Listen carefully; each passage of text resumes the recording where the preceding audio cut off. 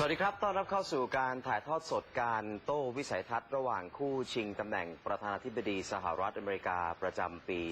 2559 เป็นครั้งที่2นะครับผมวาริน สัจเดลครับวันนี้เราถ่ายทอดสดให้คุณผู้ชมได้ฟังวิสัยทัศน์ของโดนัลด์ทรัมป์จากรีพับลิกันและฮิลลารีคลินตันจากเดโมแครตนะครับพร้อมกับวิทยากรของเราและผู้ดำเนินรายการอีกท่านหนึ่งนะครับที่จะมาร่วมกันวิเคราะห์หลังจากที่เราได้ฟังการโต้วิสัยทัศน์ของฮิลลารีคลินตันและโดนัลด์ทรัมป์กันแล้วนะครับก่อนอื่นนะครับเราไปแนะนำวิทยากรของเราที่จะมาร่วมวิเคราะห์กันในวันนี้นะครับท่านแรกครับผู้ช่วยศาสตราจารย์ดร.วิบูลย์พงษ์ภูลประสิทธิ์นะครับอาจารย์ประจำคณะรัฐศาสตร์มหาวิทยาลัยธรรมศาสตร์และเป็นที่ปรึกษาสมาคมอเมริการศึกษาในประเทศไทยนะครับสวัสดีครับอาจารย์ครับสวัสดีครับคุณวารินครับสวัสดีครับเลยอีกท่านหนึ่งนะครับ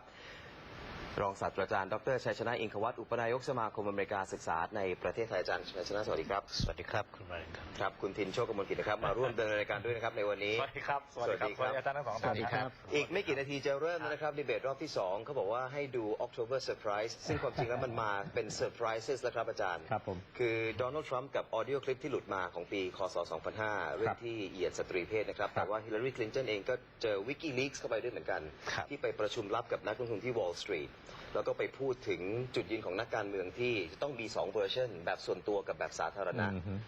ใครจะเจอหนักกว่ากันครับอาจารย์ดีเบตในรอบนี้ผมว่าฮิลลารีค่อนข้างโชคดีโชคดีไงไหมฮะโชคดีที่ว่าเรื่องของฮิลลารีเนี่ยเป็นเรื่องที่ค่อนข้างแรงนะฮะถ้าไม่มีเรื่องของโดนัลด์ทรัมป์มาบังรัศมีเนี่ยเรื่องของฮิลลารีจะเป็นเรื่องที่ดีเฟนต์ลำบากมากคือต้องลำบากมากแต่นี่พอดีเรื่องของโดนัลด์ทรัมป์เนี่ยมันเป็นเรื่องเกี่ยวกับศีลธรรมนะฮะซึ่งคนรีพับลิกันเนี่ยเป็นคนที่ค่อนข้างจะคอนเซอร์เวทีฟหรืออนุรักษนิยมเพราะฉะนั้นประเด็นนี้มันก็เลยกลายเป็นประเด็นที่ติดตาติดใจแล้วก็สิ่งที่คนอเมริกันกำลังต้องการจะดูในตอนนี้ก็คือว่าโดนัลด์ทรัมป์จะออกมาแบบสุภาพอ่อนโยนและขอโทษจากใจหรือไม่เพราะว่าที่เขาพูดออกมาเมื่อตอนที่เป็นเทปขอโทษเนี่ยมันเป็นการขอโทษตามสคริปต์ไม่ใช่เป็นการขอโทษจากใจอ่านจากเทเลพรอมเตอร์และมีการกัดบิลคลินตันด้วยไม่ได้กัดนะผมว่านั้นเขาอัดแท็กเลยป่ะฮะเขาโจมตีเลยนะแล้วก็คือแอดแท็กบิลแล้วก็สะท้อนไปยังฮิลลารีคลินตันว่าไปเหยียดของบิลคลินตันด้วยซ้ำอาจารย์ชัยชนะมองไงบ้างครับเรื่องนี้จริงๆเมื่อกี้ที่คุณวรินทร์พูดถึงการเป็นส่วนตัวเป็นสาธารณะเนี่ยนะครับจริงๆเรื่องนี้มันเป็นเส้นแบ่งที่ละเอียดมากเลยเพราะเมื่อเช้านี้ก่อนที่ผมจะเข้ารายการเนี่ยผมก็เห็นว่าโดนัลด์ทรัมป์พา4 คนที่บิลคลินตันเคยไปยุ่งเกี่ยวด้วยมาแต่ผมคิดว่าตรงนี้คนอเมริกันจะแยกแยะพอสมควรว่าถ้านำมาแล้วเนี่ยถ้าเข้ามาพูดทางรายการที่เราจะฟังต่อไปนี้เนี่ยผมคิดว่าโดนัลด์ทรัมป์จะเสียเปรียบอย่างมากไม่ควรจะทำฉะนั้นโดนัลด์ทรัมป์เอามาเนี่ยเพื่อที่กันไม่ให้เกิดตัวนี้เข้ามาเพราะระหว่างเส้นแบ่งระหว่างความเป็นส่วนตัวส่วนรวมเนี่ยผมถือว่าในฐานะที่เป็นผู้นำของประเทศต่อไปเบอร์ 1เนี่ยควรจะต้องโปร่งใสพอสมควรทีงั้นถ้าเป็นอย่างนี้เนี่ยผมคิดว่าเส้นตรงนี้เนี่ยมันอาจจะไม่เป็นการพูดกันมากเกินไปก็ได้แล้วครั้งนี้มันเป็นทาวน์ฮอลล์มันอยู่ที่ว่าตั้งคำถามก็ตั้งยังไงด้วยแต่มันคงหลีกเลี่ยงไม่ได้ใช่ไหมครับว่าประเด็นนี้จะเป็นประเด็นใหญ่ที่จะ overshadow ทั้งดีเบตเลยหรือเปล่าจะเป็นคำถามแรกครับอันนี้ถ้ามีการตกลงเท่าที่ฟังมานะฮะแต่จะมีการเป็นคำถามแรกคำถามที่ออกมาแล้วก็ที่สำคัญก็คือการจับฉลากคราวนี้ฮิลลารีคลินตันจะได้พูดเป็นคนแรกด้วยครับเอาละครับเดี๋ยวเราคงต้องไปเคารพธงชาติกันก่อนนะครับในช่วงนี้เราเดี๋ยวกลับมาชมการโต้วิสัยทัศน์สดนะครับเป็นรูปแบบทาวน์ฮอลล์จากเซนต์หลุยส์รัฐมิสซูรีดำเนินรายการโดยแอนเดอร์สันคูเปอร์นะครับเราจะแปลเป็นระยะหลังจากนั้นเราจะมีการวิเคราะห์โดยวิทยากรของเราทั้ง2ท่านให้ได้ชมกันด้วยนะครับไปเคารพธงชาติกันก่อนเลยครับ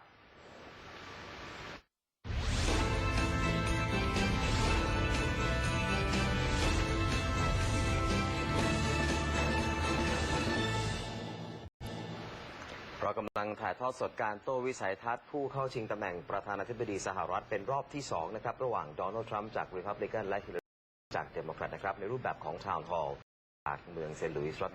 ครับเราไปชมบรรยากาศกันเลยครับ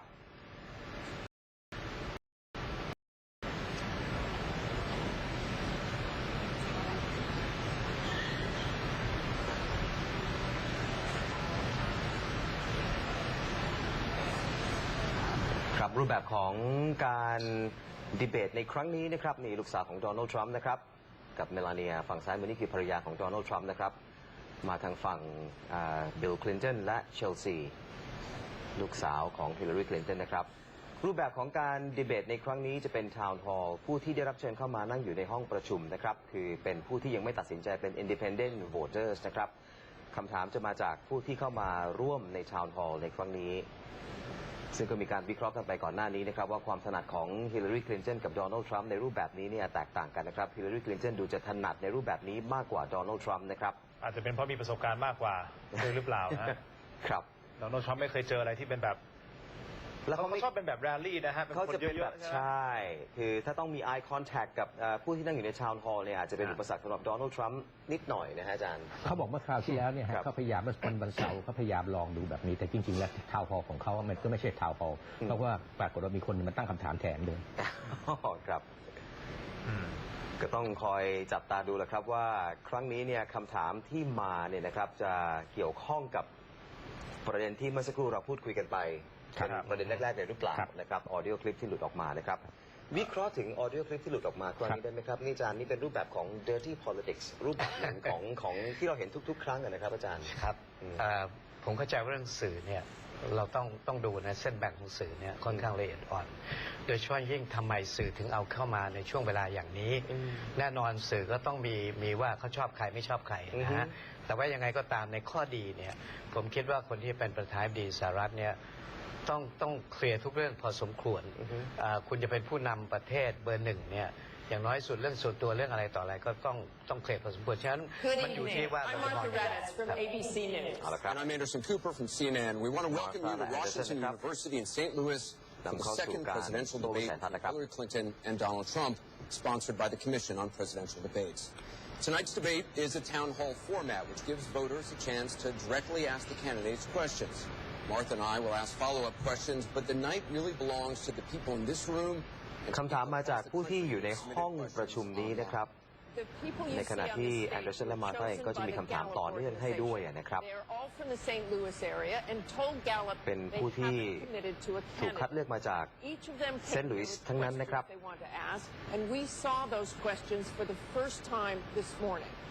และผู้ดำเนินรายการเพิ่งจะเห็นคำถามเป็นครั้งแรกเมื่อช่วงเช้าที่ผ่านมาขณะนี้เวลาประมาณ3 ทุ่มที่อเมริกานะครับBoth candidates will have 2 minutes to answer each audience and online question. We hope to get to as many questions as we can. So we've asked พยายามจะถามคำถามให้ได้มากที่สุดนะครับแต่ละท่านจะมีเวลาตอบคำถามละประมาณ 2-3 นาทีนะครับ Ladies and gentlemen, the Republican nominee for President Donald J. Trump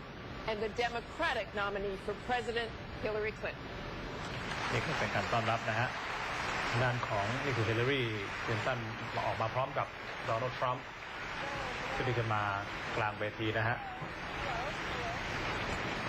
ยิ้มแย้มแจ่มใสทั้งสองท่านนะฮะแต่ดูสังเกตไหมฮะไม่ยอมจับมือไม่จับมือไม่เหมือนครับครั้งนี้ไม่จับมือไม่โอบหลังฮิลลารีแล้วนะฮะถูกวิพากษ์วิจารณ์กันไปไม่รู้จะเกิดอะไรขึ้นนะฮะหลังจากดีเบตจบนะเพราะครั้งที่แล้วมีโอบหลังนะตอนดีเบตจบนะเดินมาโอเคประจำที่นะ Thank you very much for being here. We're going to begin with a question from one of the members in our town hall. Each of you will have 2 minutes to respond to this question. Secretary Clinton, you won the coin toss, so you'll go first. Our first question comes from Patrice Brock. Patrice? คำถามแรกจากคุณ Patrice Brock นะครับ The last presidential debate could have been rated as MA, mature audiences, per TV parental guidelines. Knowing that educators assign viewing the presidential debates as students' homework, do you feel you are modeling appropriate and positive behavior for today's youth? Thank you. Are you a teacher? Yes, I think that that's a very good question because I've heard from lots of teachers and parents about some of their concerns about some of the things that are being said and done in this campaign. And I think it is very important for us to make clear to our children that our country really is great because we're good. And we are going to respect one another, lift each other up. We are going to be looking for ways to celebrate our diversity. And we are going to try to reach out to every boy and girl as well as every adult. To bring them in to working on behalf of our country. I have a very positive and optimistic view about what we can do together. That's why the slogan of my campaign is Stronger Together. Because I think if we work together, if we overcome the divisiveness that sometimes sets Americans against one another, and instead we make some big goals, and I've set forth some big goals, getting the economy to work for everyone, not just those at the top, making sure that we have the best education system from preschool through college and making it affordable and so much else. If we set those goals and we go together to try to achieve them, there's nothing, in my opinion, that America can't do. So that's why I hope that we will come together in this campaign. Obviously, I'm hoping to earn your vote. I'm hoping to be elected in November. And I can promise you, I will work with every American. I want to be the president for all Americans, ให้โอกาสในการเข้าถึงการศึกษาที่ political beliefs, where you come from, ไม่ what แพ you ง look จนเกิน like, ไป your สำหรับ religion. ทุกๆ คน I ใน want to อเม see ริ it กา in our นะครับ country and bring it together, because that's, I think, the best way for us to get the future that our children and our ผ grandchildren มมองว่า deserve. เป็นคำถามนำพอสมควร Thank you, Mr. ครับ Trump. นะเพื่อจะเข้าไปสู่เรื่องของทรัมป์ Well, I actually agree with that. I agree with everything she said. I began this campaign because I was so tired of seeing such foolish things happen to our country. This is a great country. This is a great land. I've gotten to know the people of the country over the last year and a half that I've been doing this as a politician. I cannot believe I'm saying that about myself, but I guess I have been a politician. And my whole concept was to make America great again. When I watch the deals being made, when I watch what's happening with some horrible things like Obamacare, where your health insurance and health care is going up by numbers that are astronomical, 68%, 59%, 71%. When I look at the Iran deal and how bad a deal it is for us, it's a one-sided transaction where we're giving back $150 billion to a terrorist state, really the number one terrorist state. We've made them a strong country from really a very weak country just 3 years ago. When I look at all of the things that I see and all of the potential that our country has, we have such tremendous potential, whether it's in business and trade, where we're doing so badly. Last year, we had an almost $800 billion trade deficit. In other words, trading with other countries, we had an $800 billion deficit. It's hard to believe. Inconceivable. You say, who's making these deals? We're going to make great trade deals. We're going to have a strong border. We're going to bring back law and order. Just today, a policeman was shot, 2 killed, and this is happening on a weekly basis. We have to bring back respect to law enforcement. At the same time, we have to take care of people on all sides. We need justice. But I want to do things that haven't been done, including fixing and making our inner cities better for the African-American citizens that are so great, and for the Latinos, Hispanics. And I look forward to doing it. It's called Make America Great Again. Thank you, Mr. Trump. The question from Patrice was about, are you both modeling positive and appropriate behaviors for today's youth? We received a lot of questions online, Mr. Trump, about the tape that was released on Friday. นั่นแหละครับถามไปที่เรื่องของออดิโอคลิปแล้วนะครับ เพราะว่าคำถามแรกเนี่ยนะครับ เกี่ยวกับการวางตัวให้เป็นแบบอย่างสำหรับเยาวชนที่ดีนะครับ Do you understand that? No, I didn't say that at all. I don't think you understood what was said. This was locker room talk. I'm not proud of it. I apologize to my family. I apologize to the American people. Certainly, I'm not proud of it. But this is locker room talk. You know, when we have a world where you have ISIS chopping off heads, where you have, and frankly, drowning people in steel cages, where you have wars and horrible, horrible sights all over, where you have so many bad things happening. This is like medieval times. We haven't seen anything like this, the carnage all over the world. And they look and they see. Can you imagine the people that are frankly doing so well against us with ISIS? And they look at our country and they see what's going on. Yes, I'm very embarrassed by it. I hate it. But it's locker room talk, and it's one of those things. I will knock the เรา hell รู้สึก out เสีย of ใจกับสิ่ง ISIS. ที่เกิดขึ้นนะครับแล้วก็บอกว่ามันเป็นการพูดในที่ลับครับใช้คำว่า locker room talk นะครับ เหมือนเวลาผู้ชายเขาอยู่ด้วยกันอะไรอย่างนี้ใช่ไหมความหมายของเขาอะฮะ แต่ผมดูแล้วนะฮะก็ยังไม่จริงใจอยู่ดีนะฮะคนอเมริกันต้องการให้เขาออกมาพูดยอมรับจริงๆเพราะมันเป็นความผิดพลาด แต่เขาก็ยอมรับนะฮะอาจารย์ใช่ไหมฮะ What you said on that bus 11 years ago, that you did not actually kiss women without consent or grope women without consent. I have great respect for women. Nobody has more respect for women than I do. So for the record, you're saying you never did that. But frankly, เนี่ยฮะที่เขาชอบพูดที่มันเว่อร์ๆอย่างเงี้ยว่าไม่มีใครจะให้เกียรติผู้หญิงเท่าเขาอะไรแบบนี้ซึ่งมันทำให้คำพูดของเขาไม่น่าเชื่อถือนะฮะอันนี้ผมว่าคนอเมริกันมองตรงนี้ว่าคำพูดของเขาเนี่ยไม่ค่อยจริงใจผมถึงบอกว่าถ้าขอโทษเขาต้องออกมาให้ความจริงใจเพราะว่าคนอเมริกันค่อนข้างจะออฟเฟนหรือว่าสุขกระทบกระเทือนจากเรื่องนี้มาก and they're coming in from the Middle East and other places. We're going to พ make ยายามที่จะหลีกเลี่ยงประเด็นระบาดเนี่ยพยายามพูดไปอย่างอื่นแล้วนะ นี่ฮะที่ผมบอกนะครับที่บอกว่าไม่ได้ขอโทษจริงๆครับ make America wealthy again. Because if you don't do that, it sounds harsh to say, but we have to build up the wealth of our nation. Right now, other nations are taking our jobs and they're taking our wealth. Thank you, Mr. And that's what I want to talk about. Secretary Clinton, do you want to respond? Well, like everyone else, I've spent a lot of time thinking over the last 48 hours about what we heard and saw. You know, with prior Republican nominees for president, I disagreed with them on politics, policies, principles, but I never questioned their fitness to serve. Donald Trump is different. I said starting back in June that he was not fit to be president and commander-in-chief. And many Republicans and independents have said the same thing. What we all saw and heard on Friday was Donald talking about women, what he thinks about women, what he does to women, and he has said that the video doesn't represent who he is, but I think it's clear to anyone who heard it that it represents exactly who he is, because we've seen this throughout the campaign. We have seen him insult women.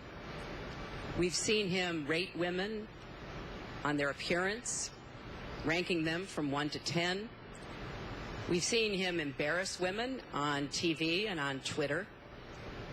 We saw him after the first debate spend nearly a week denigrating a former Miss Universe in the harshest, most personal terms. So, yes, this is who Donald Trump is. But it's not only women, and it's not only this video that raises questions about his fitness to be our president, because he has also targeted immigrants, African Americans, Latinos, people with disabilities, POWs, Muslims, and so many others. So this is who Donald Trump is. And the question for us, the question our country must answer, is that this is not who we are. That's why, to go back to your question, I want to send a message, we all should, to every boy and girl, and indeed to the entire world, that America already is great, but we are great because we are good. And we will respect one another, and we will work with one another, and we will celebrate our diversity. These are very important values to me, because this is the America that I know and love. And I can pledge to you tonight that this is the America that I will serve if I'm so fortunate enough to become your president. And we want to get to some questions. ก็ตอกย้ำถึงการยอมรับในความหลากหลายของผู้คนในสังคมนะครับและคิดว่าโดนัลด์ทรัมป์นั่นแหละนี่คือตัวตนของโดนัลด์ทรัมป์จากสิ่งที่หลุดออกมาในออดิโอเทปในออดิโอคลิปนะครับว่าเสียหายไปแล้ว วันนี้มีปัญหานะครับไม่เป็นไรครับคือฮิลลารีออกมาพูดตอกย้ำอีกครั้งหนึ่งนะฮะว่าสิ่งที่โดนัลด์ทรัมป์พยายามจะบอกว่าในเทปไม่ใช่ตัวตนของที่จริงของเขาใช่ไหมฮะแต่เขาบอกสิ่งที่ทุกอย่างที่โดนัลด์ทรัมป์ทำไม่ว่าจะเป็นการเหยียดหยามดูถูกนะครับตั้งแต่เริ่มแคมเปญที่ผ่านมานะฮะไม่ว่าจะเป็นเรื่องของคนเม็กซิกันเองนะฮะผู้หญิงเองอิมมิเกรนต์นะฮะแม้แต่พวกมุสลิมนี่คือสิ่งที่เขาเป็นผู้ประเด็นของนางคลินตันเนี่ยก็คือจะพูดให้เห็นว่าเขาจะเป็นประธานาธิบดีของอเมริกาทั้งอเมริกาไม่ว่าคนนั้นจะเป็นเดโมแครตรีพับลิกันหรืออินดิเพนเดนต์ซึ่งเป็นสิ่งที่ถูกต้องคือต้องการขยายฐานออกไปแต่โดนัลด์ทรัมป์เนี่ยยังพยายามไม่ขยายฐานอยู่ยังเป็นอยู่ที่ฐานของเขาอยู่I want to get to audience questions and online questions. So she's allowed to do that, but I'm not allowed to respond. You're going to get to respond right now. Sounds fair. This tape is generating intense interest. In just 48 hours, it's become the single most talked about story of the entire 2016 election on Facebook, with millions and millions of people discussing it on the social network. As we said a moment ago, we do want to bring in questions from voters around the country via social media, and our first stays on this topic. Jeff from Ohio asks on Facebook, Trump says the campaign has changed him. When did that happen? So, Mr. Trump, let me add to that. When you walked off that bus at age 59, were you a different man, or did that behavior continue until just recently? And you have 2 minutes for this. ให้เวลาโดนัลด์ทรัมป์2 นาทีนะครับว่าเขาเปลี่ยนไปจริงๆแล้วหรือเปล่านะครับหลังจากที่เริ่มลงสู่สนามเลือกตั้ง For my family, for the people of this country, and certainly I'm not proud of it, but that was something that happened. If you look at Bill Clinton, far worse, minor words, and his was action. His was what he's done to women. There's never been anybody in the history of politics in this nation that's been so abusive to women. So you can say any way you want to say it, but Bill Clinton was abusive to women. Hillary Clinton attacked those same women and attacked them viciously. 4 of them are here tonight. One of the women, who is a wonderful woman, at 12 years old, was raped at 12. Her client, she represented, got him off, and she's seen laughing on 2 separate occasions, laughing at the girl who was raped. Kathy Shelton, that young woman, is here with us tonight. So don't tell me about words. I apologize for those words. But it is things that people say. But what President Clinton did, he was impeached. He lost his license to practice law. He had to pay an $850,000 fine to one of the women, Paula Jones, who's also here tonight. And I will tell you that when Hillary brings up a point like that, and she talks about words that I said 11 years ago, I think it's disgraceful, and I think she should be ashamed of herself, if you want to know the truth. Can we please hold the applause? Secretary Clinton, you have 2 minutes. Well, first, let me start by saying that so much of what he's just said is not right, but he gets to run his campaign any way he chooses. He gets to decide what he wants to talk about. Instead of answering people's questions, talking about our agenda, laying out the plans that we have that we think can make a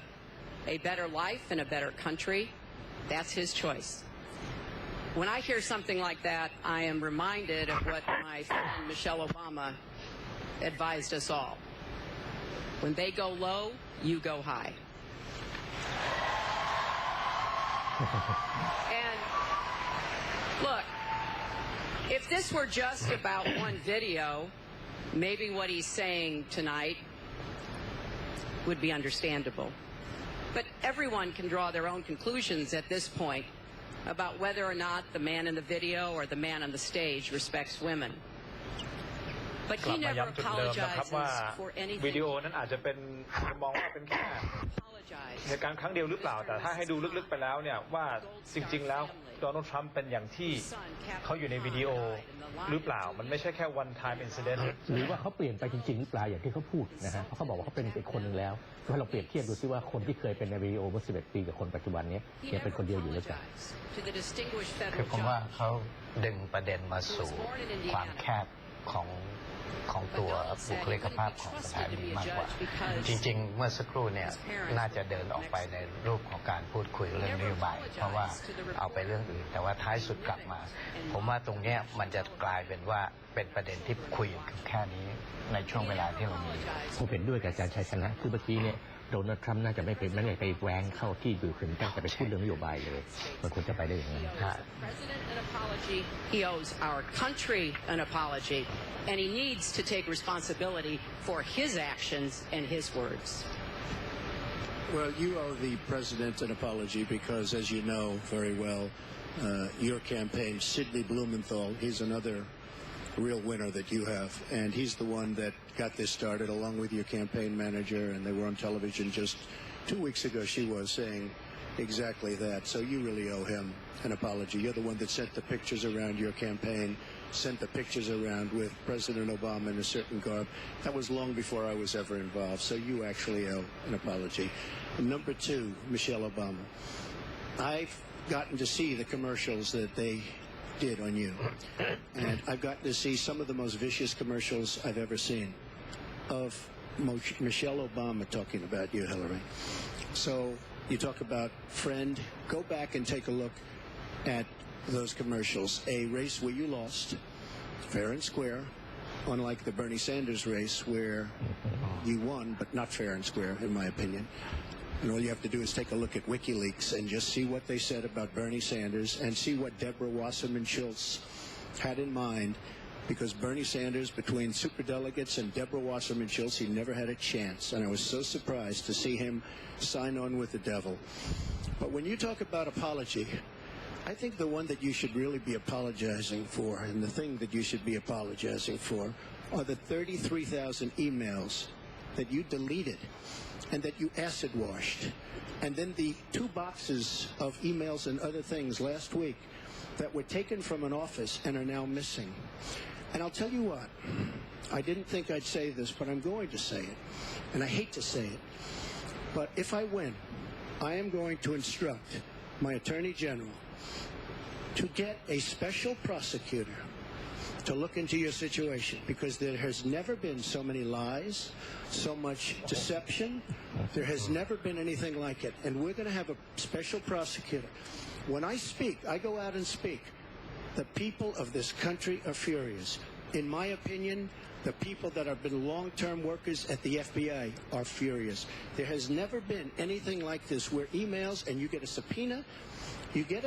and after getting the subpoena, you delete 33,000 emails. And then you acid wash them, or bleach them, as you would say, a very expensive process. So we're going to get a special prosecutor, and we're going to look into it, because you know what? People have been,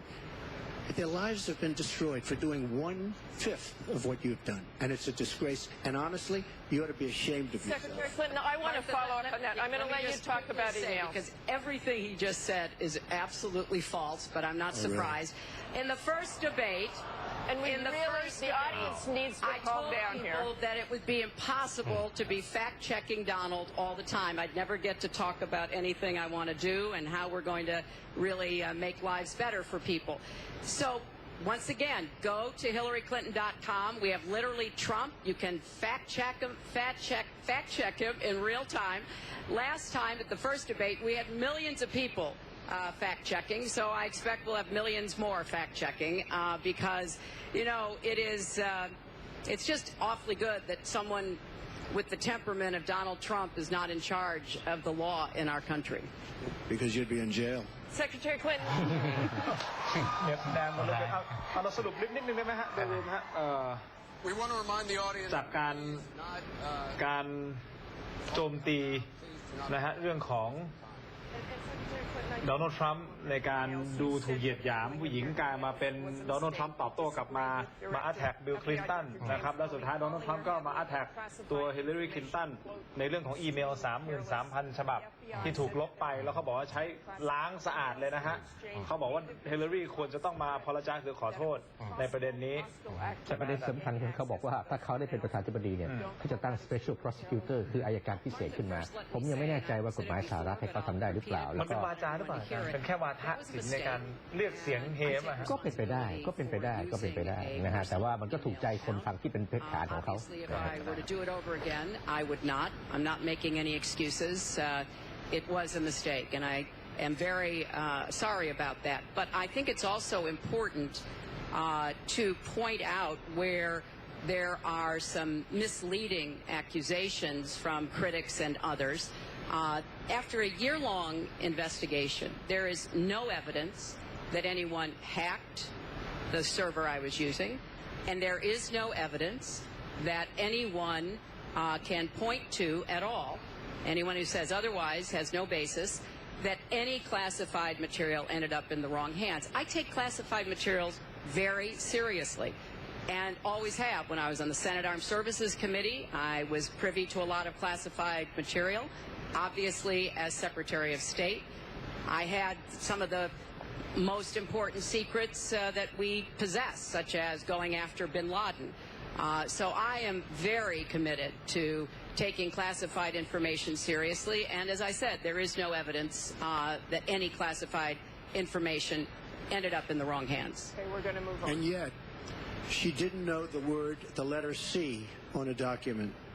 right? She didn't even know what that letter meant. You know, it's amazing. I'm watching Hillary go over facts,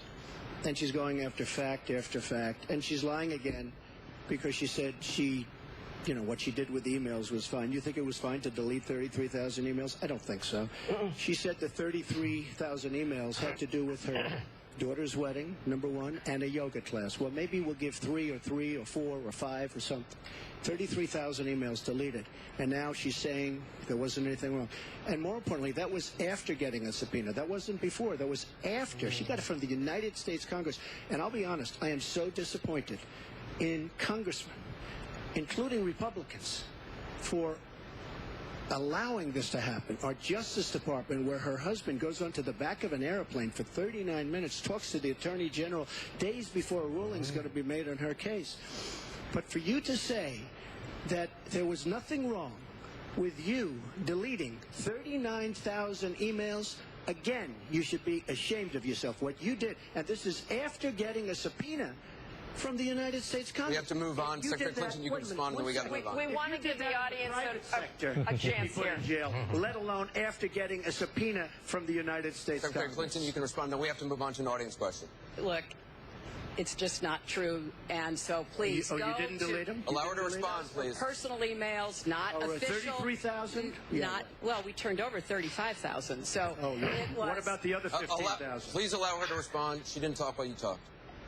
Yes, that's true. I didn't. Because you I have didn't nothing in to the say. first debate, and I'm going to try not to in this debate because I'd like to get to the questions that the people have brought here tonight to talk to us about. And get off this question. Okay, Donald, I know you're into big diversion tonight, anything to avoid talking about your campaign and the way it's exploding and the way Republicans are leaving you. But let's at see what least happens. focus Allow her to on some of respond. the Let's see what issues ดูเหมือน that โดนัลด์จะเริ่มคุมไม่อยู่แล้วนะ ทั้งสองคนก็แต่เขาก็โจมตีได้ดีพอสมควรทีเดียวนะฮะทำให้ฮิลลารีต้องตั้งรับพอสมควร โดนัลด์ชนะนะครับยกนี้ผมว่า เขาตั้งรับ นี่โดนัลด์ชนะครับ I'd like to know, why aren't you He brought up the getting the emails. No, it hasn't. It hasn't. And ล it บทำ hasn't ไม been อีเมล finished at all. 33,000 ฉบับหลังจากที่ได้รับการคุ้มจากสภาได้แล้วเนี่ยนะฮะ Thank you. Affordable Care Act, known as Obamacare, it is not affordable. Premiums have gone up, deductibles have gone up, co-pays have gone up, prescriptions have gone up, and the coverage has gone down. What will you do to bring the cost down and make coverage better? That first one goes to Secretary Thank Clinton you. because you started out the last one to the audience. Who wants to start? He can start. No, go ahead, Donald. No, I'm a gentleman, Hillary. Go ahead. Secretary Clinton? Yeah. Wow. Well, I think Donald was about to say he's going to solve it by repealing it and getting rid of the Affordable Care Act. And I'm going to fix it because I agree with you. Premiums have gotten too high, co-pays, deductibles, prescription drug costs. And I've laid out a series of actions that we can take to try to get those costs down. But here's what I don't want people to forget when we're talking about reining in the costs, which has to be the highest priority of the next president. When the Affordable Care Act passed, it wasn't just that 20 million people got insurance who didn't have it before, but that in and of itself was a good thing. I meet these people all the time, and they tell me what a difference having that insurance meant to them and their families. But everybody else, the 170 million of us who get health insurance through our employers, got big benefits. Number one, insurance companies can't deny you coverage because of a pre-existing condition. Number two, no lifetime limits, which is a big deal if you have serious health problems. Number three, women can't be charged more than men for our health insurance, which is the way it used to be before the Affordable Care Act. Number four, if you're under 26 and your parents have a policy, you can be on that policy until the age of 26, something that didn't happen before. So I want very much to save what works and is good about the Affordable Care Act. But we've got to get costs down. We've got to provide some additional help to small businesses so that they can afford to provide health insurance. But if we repeal it, as Donald has proposed, and start over again, all of those benefits I just mentioned are lost to everybody, not just people who get their health insurance on the exchange. And then we would have to start all over again. Right now, we are at 90% health insurance coverage. That's the highest we've ever been in our country. Secretary Clinton, so I want us to get to 100%, but get costs เป็น down คำถามเกี่ยวกับ and เรื่องของ keep พรบ quality สุขภาพ up. หรือโอบามาแคร์ที่ดูเหมือนจะดีแต่ว่ามันค่อนข้างมีต้นทุนที่สูงนะครับ Maybe the question แต่ละท่านจะจัดการกับเรื่องนี้อย่างไร more than anything else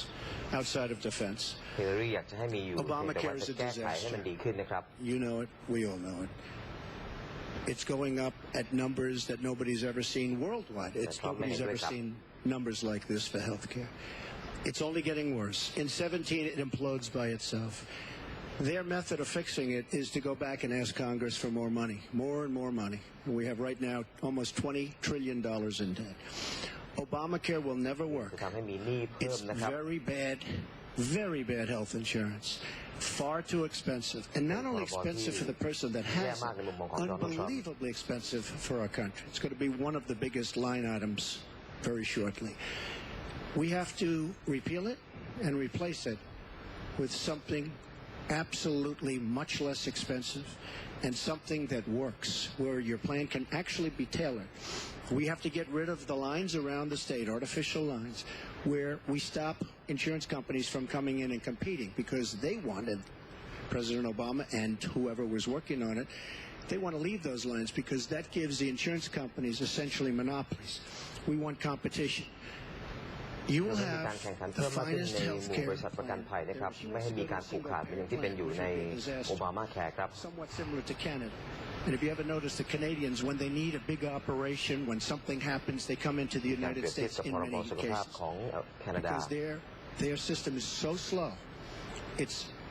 catastrophic in certain ways. But she wants to go to single payer, which means the government basically rules everything. Hillary Clinton has been after this for years. Obamacare was the first step. Obamacare is a total disaster. And not only are your rates going up by numbers that nobody's ever believed, but your deductibles are going up. So that unless you get hit by a truck, you're never going to be able to use it. It is a disastrous plan, and it has to be repealed. เพราะฉะนั้นต้องยกเลิกและนำพรบใหม่เข้ามาแทนที่ครับเขาก็ไม่ได้บอกนะฮะว่าเขาจะทำยังไงน่าสนใจครับ Was he mistaken, or was his mistake simply telling the truth? No, I mean, he clarified what he meant, and it's very clear. Look, we are in a situation in our country where if we were to start all over again, we might come up with a different system. But we have an employer-based system. That's where the vast majority of people get their health care. And the Affordable Care Act was meant to try to fill the gap between people who were too poor and couldn't put together any resources to afford health care, namely people on Medicaid. Obviously, Medicare, which is a single-payer system, which takes care of our elderly and does a great job doing it, by the way. And then all the people who were employed,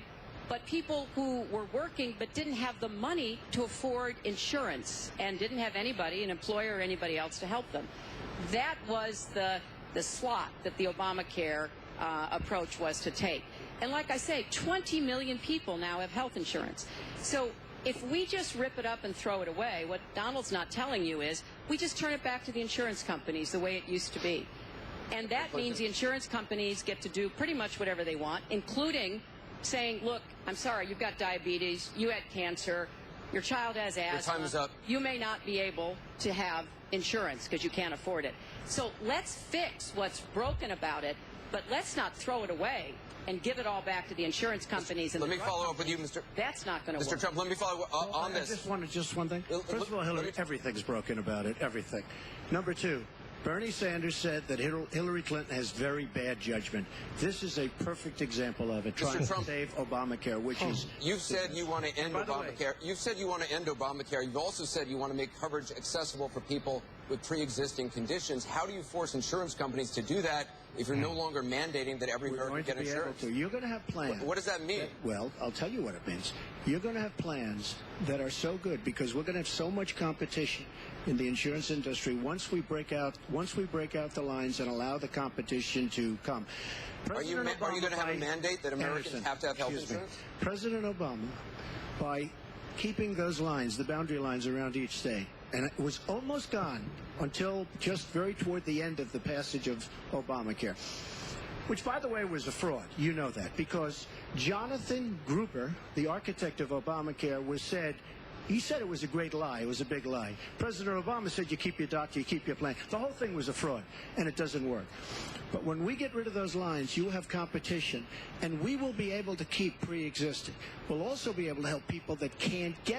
don't have money, because we are going to have people protected. And Republicans feel this way, believe it or not, and strongly this way. We're going to block grant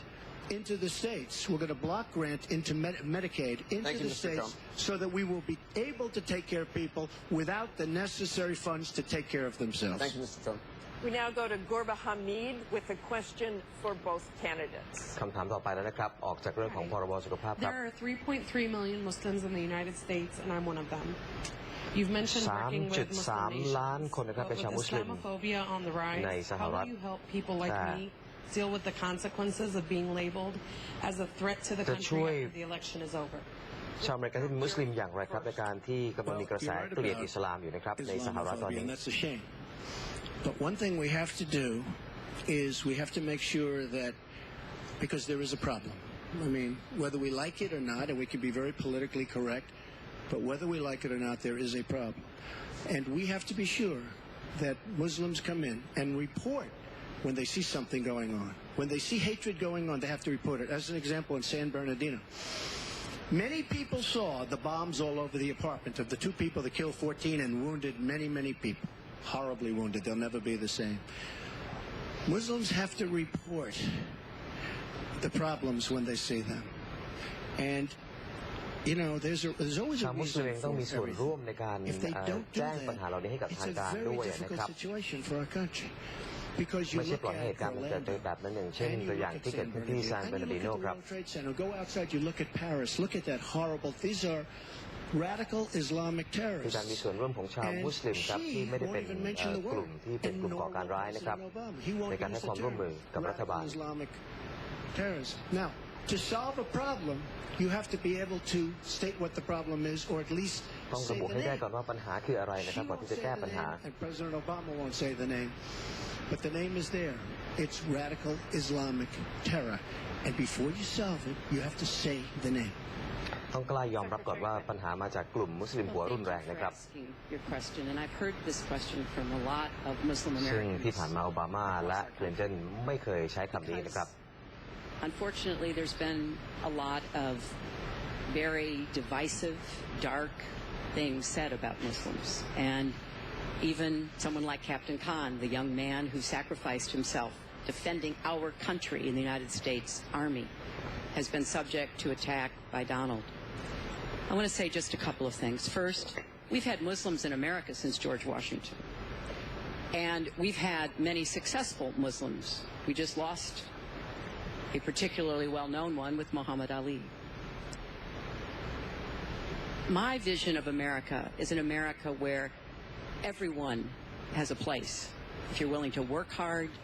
you do your part, you contribute to the community. That's what America is. That's what we want America to be for our children and our grandchildren. It's also very short-sighted and even dangerous to be engaging in the kind of demagogic rhetoric that Donald has about Muslims. We need American Muslims to be part of our eyes and ears on our front lines. I've worked with a lot of different Muslim groups around America. I've met with a lot of them, and I've heard how important it is for them to feel that they are wanted and included and part of our country, part of our homeland security. And that's what I want to see.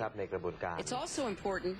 I intend to defeat ISIS, to do so in a coalition with majority Muslim nations. Right now, a lot of those nations are hearing what Donald says and wondering, why should we cooperate with the Americans? And this is a gift to ISIS and the terrorists. violent jihadist ก่อนหน้านี้ฮิลลารีก็ terrorists. We ชัด are เจนว่า not ต้อง at การความร่วม war มือ with จาก Islam. ชาวมุสลิม And it ทั่ว is โล a กนะฮะเพื่อ mistake ที่ and จะ it ช่วยกัน plays into the hands of the กำจัดปัญหา terrorists ที่เกิดขึ้น to act as though we are. So I want a country where citizens like you and your family are just as welcome as anyone else. Thank you, Secretary Clinton. Mr. Trump, in December, you said this. Donald J. Trump is calling for a total and complete shutdown of Muslims entering the United States until our country's representatives can figure out what the hell is going on. We have no choice. We have no choice. Your running mate said this week that the Muslim ban is no longer your position. Is that correct? And if it is, was it a mistake to have a religious test? First of all, Captain Khan is an American hero. And if I were president at that time, he would be alive today. Because unlike her, who voted for the war without knowing what she was doing, I would not have had our people in Iraq. Iraq was a disaster. ถ้าโดนัลด์ทรัมป์เป็นผู้นำตอนนั้นกัปตันข่านจะไม่เสียชีวิตนะครับเพราะเขาไม่โหวตให้หรือมีการส่งทหารไปอิรักนะครับ In some form has morphed into a extreme vetting from certain areas of the world. Hillary Clinton wants to allow.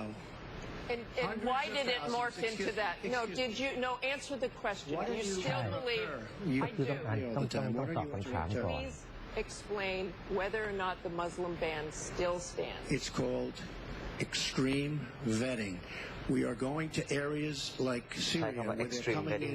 by the tens of thousands because of Barack Obama. And Hillary Clinton wants to allow a 550% increase over Obama. People are coming into our country like we have no idea who they are, where they're from, what their feelings about our country หนึ่ง is. ของโดนัลด์ทรัมป์ก็คือว่าเขายังไม่ตอบปัญหาตรงๆเขาจะพูดในเรื่องอื่นก่อนบางทีเขาก็จะลืมตอบคำถามเพราะฉะนั้นผู้ดำเนินรายการที่พยายามย้ำว่าให้ตอบคำถามก่อนนะซึ่งตรงนี้เขาก็ยังทำอยู่ก็คือจะพูดเรื่องอื่น pay for them as an example the Gulf states who are not carrying their weight but they have nothing but money and take care of people but I don't want to have with all the problems this country has and all of the problems that you see going on hundreds of thousands of people coming in from Syria when we know nothing about them we know nothing about their values and we know nothing about their love for our country. And Secretary Clinton, let me ask you about that, because you have asked for an increase from 10 to 65,000 Syrian refugees.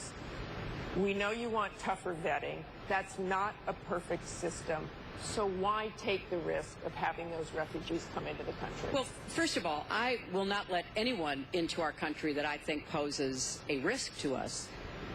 But there are a lot of refugees, women and children. Think of that picture we all saw of that 4-year-old boy with the blood on his forehead because he'd been bombed by the Russian and Syrian air forces. There are children suffering in this catastrophic war, largely, I believe, because of Russian aggression. And we need to do our part. We by no means are carrying anywhere near the load that Europe and others are. But we will have vetting that is as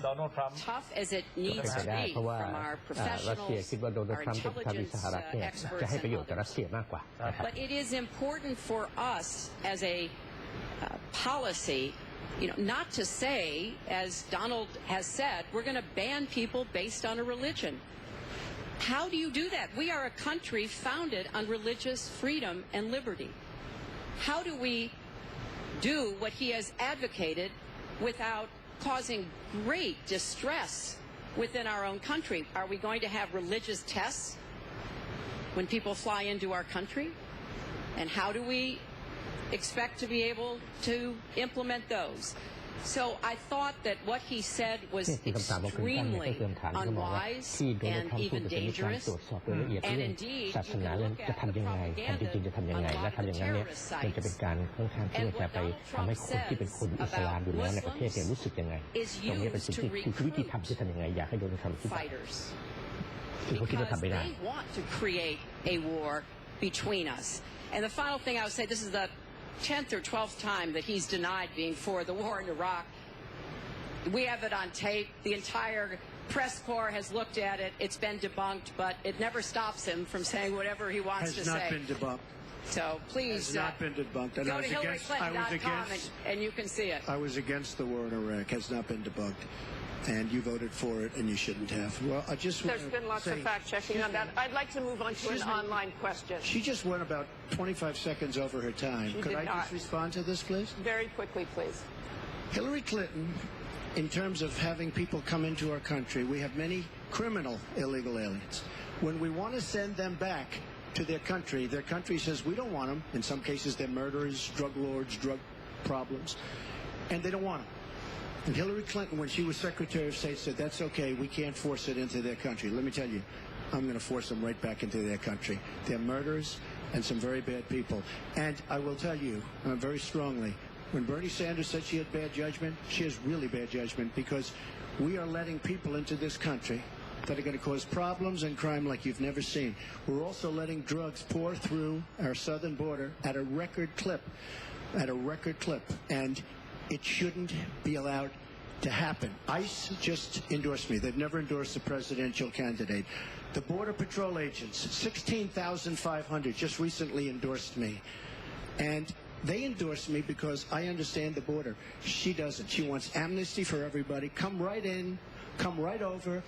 It's a horrible thing she's doing. She's got bad judgment, and honestly, so bad that she should never be President of the United States. That I can tell you. Thank you, Mr. Trump. I want to move on. This next question comes from the public through the Bipartisan Open Debate Coalition's online forum where Americans submitted questions that generated millions of votes. This question involves WikiLeaks' release of purported excerpts of Secretary Clinton's paid speeches which she has refused to release, and one line in particular in which you, Secretary Clinton, purportedly say you need both a public and private position on certain issues. So, two from Virginia asks, is it okay for politicians to be two-faced? Is it acceptable for a politician to have a private stance? WikiLeaks ที่ออกมาพูดถึงจุดยืนของ Hillary Clinton ครับหรือว่าเธอจะดีเฟนต์ตัวเองอย่างไรนะครับ That was something I said about Abraham Lincoln after having seen the wonderful Steven Spielberg movie called Lincoln. It was a master class watching President Lincoln get the Congress to approve the 13th Amendment. It was principled and it was strategic. And I was making the point that it is hard sometimes to get the Congress to do what you want to do, and you have to keep working at it. And yes, President Lincoln was trying to convince some people. He used some arguments. Convincing other people, he used other arguments. That was a great,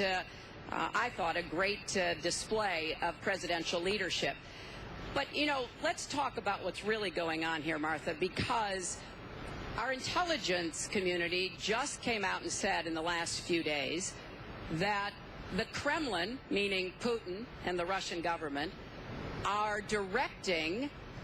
the attacks, the hacking on American accounts to influence our election. And WikiLeaks is part of that, as are other sites where the Russians hack information. We don't even know if it's แต่บอก accurate ว่ารัสเซียอยู่ information. เบื้องหลังการออกมาแฉของ WikiLeaks ในครั้งนี้นะครับ We have ในการ never ที่จะ in the ให้มีอิทธิพ history ล of ต่อการ our ตัดสินใจ country ในการเลือกตั้งของ been in ชาว a สหรัฐในครั้ง situation นี้ครับ where an adversary เพราะว่าสิ่งที่เธอพูดไปนั้นเป็นการพูดจากการหลังจากชมภาพยนตร์เรื่องลินคอล์นนะครับถึงบทบาทของประธานาธิบดีในการที่จะผ่านแต่ละกฎหมายในสภาครับที่อาจต้องใช้เหตุผลที่แตกต่างกันไปกับแต่ละกลุ่มนะครับ Now maybe because he has praised Putin, maybe because he says he agrees with a lot of what Putin wants to do, maybe because he wants to do business in Moscow. I don't know the reasons, but we deserve answers. And we should demand that Donald release all of his tax returns so that people can see what เรื่องของการคืนภาษีของโดนัลด์ทรัมป์นะครับ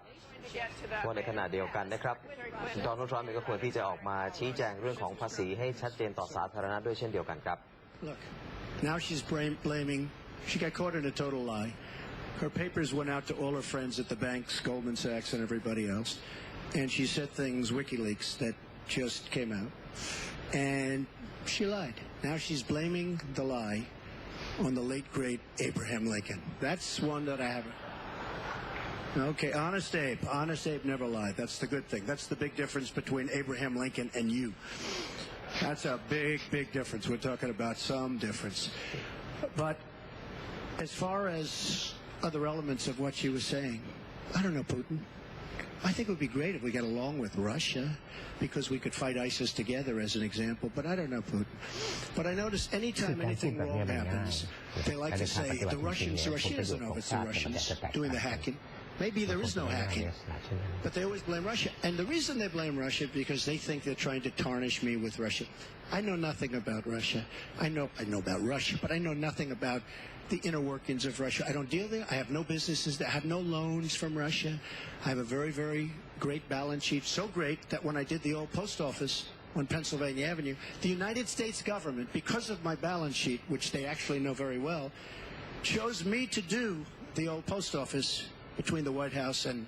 Congress, chose me to do the old post office. One of the primary things, in fact, perhaps the primary thing, was balance sheet. But I have no loans with Russia. You could go to the United States government and they would probably tell you that because they know my sheet very well in order to get that development I had to have. Now, the taxes are a very simple thing. As soon as I have, first of all, I pay hundreds of millions of dollars in taxes. Many of her friends took bigger deductions. Warren Buffett took a massive deduction. Soros, who's a friend of hers, took a massive deduction. Many of the people that are giving her all this money that she can do many more commercials than me took massive deductions. I pay hundreds of millions of dollars in taxes. But as soon as my routine audit's finished, I'll release my returns. I'll be very proud to. They're Thank you, actually Mr. Trump. We're on turn, actually, the topic of taxes. We have a question from Spencer Moss. Spencer? ต่อกันด้วยคำถามเรื่องภาษีเลยนะครับไหนๆก็ถูกเปิดประเด็นกันมาแล้ว My question is, what specific tax provisions will you change to ensure the wealthiest Americans pay their fair share in taxes? จะแก้กฎหมายอย่างไรให้ผู้ที่มั่งคั่งเนี่ยจ่ายภาษี One of the greatest provisions for people like me, to be honest with you. I give up a lot when I run because I knock out the tax code. And she could have done this years ago, by the way. She was a United States Senator. She complains that Donald Trump took advantage of the tax code. Well, why didn't she change it? Why didn't you change it when you were senator? The reason you didn't is that when you first took the same advantage. You have provisions in the tax code that frankly we could change. But you wouldn't change it because all of these people give you the money so you can take negative ads on them. บริจาคกันให้เธอนะครับ เราก็เป็นคนรวยที่อยู่ในสถานะเดียวกัน Warren Buffett George Soros But she's been there for 30 years. She's been doing จ่ายเงินมาให้ทำ ทำไมไม่เปลี่ยน จ่ายเงินมาให้ทำ negative ads ด้วย Getting rid of carried interest provisions. คราวนี้รู้สึกว่าทำจะทำได้ดีขึ้นจากคราวที่แล้วในแง่ของการ อันดับแรกเลยทรัมป์จะลดภาษีก่อนเลยนะครับ ให้กับองค์กรธุรกิจ We're getting rid of regulations which goes hand in hand with the จะแก้กฎระเบียบให้ผู้ประกอบการรายเล็กสามารถที่จะลืมหูลืมตาได้นะครับจาก 35 หรือ 15% สำหรับชนชั้นกลางก็จะลดภาษีด้วยเช่นเดียวกัน for the middle class. And I will tell you, Hillary Clinton is raising your taxes, folks. You can look at me. She's raising your taxes really high. And what that's going to do is a disaster for the country. She's raising your taxes and I'm lowering your taxes. เขาจะลดภาษีฮิลลารีจะขึ้นภาษี We are going to นี่ be คือความแตกต่างที่ชัดเจนนะครับ We have no growth in this country. There's no growth. เพื่อให้ประเทศกลับมามีอัตราการเจริญเติบโตอีกครั้งหนึ่ง 7%. It's like a national catastrophe. We're down at 1%. And that's like, GDP เหลือแค่ 1% เนี่ยนะฮะ we're going lower, in my opinion. And a lot of it has to do with the fact that our taxes are so high, just about the highest in the world. And I'm bringing it down to one of the lower in the world. And I think it's so important, one of the most important things we can do. But she is raising everybody's taxes massively. Secretary Clinton, you have 2 minutes. The question was, what specific tax provisions will you change to ensure the wealthiest จะแก้ Americans เรื่องกฎหมายภาษีอย่างไรนะครับให้ผู้ที่ร่ำรวยนั้นได้จ่ายภาษีเพิ่มขึ้น Just นะค now รับ from Donald is not true. I'm sorry I have to keep saying this, but he lives in an alternative reality. And it is sort of amusing to hear somebody who hasn't paid federal income taxes in maybe 20 years talking about what he's going to do. But I'll tell you what he's going to do. His plan will give the wealthy and corporations the biggest tax cuts they've ever had, more than the Bush tax cuts by at least a factor of 2. Donald always takes care of Donald and people like Donald, and this would be a massive gift. น้อยกว่าสมัยตอนที่บุชเป็นผู้นำอีกซะด้วยซ้ำนะครับ tax cuts would end up raising taxes on middle-class families, millions of middle-class families. Now, here's what I want to do. I have said nobody who makes less than $250,000 a year, and that's the vast majority of Americans, as you know, will have their taxes raised, because I think we've got to go where the money is, and the money is with people who take advantage of every single break in the tax code. And yes, when I was a senator, I did vote to close corporate loopholes. I voted to close, I think, one of the loopholes he took advantage of when he claimed $1 billion loss that enabled him to avoid paying taxes. I want to have a tax on people who are making $1 million. It's called the Buffett rule. Yes, Warren Buffett is the one who's gone out and said somebody like him should not be paying a lower tax rate than his secretary. I want to have a surcharge on incomes above $5 million. We have to make up for lost time, because I want to invest in you. I want to invest in hardworking families. And I think it's been unfortunate, but it's happened that since the Great Recession, the gains have all gone to the top. And we need to reverse that. People like Donald who paid zero in taxes, zero for our vets, zero for our military, zero for health and education.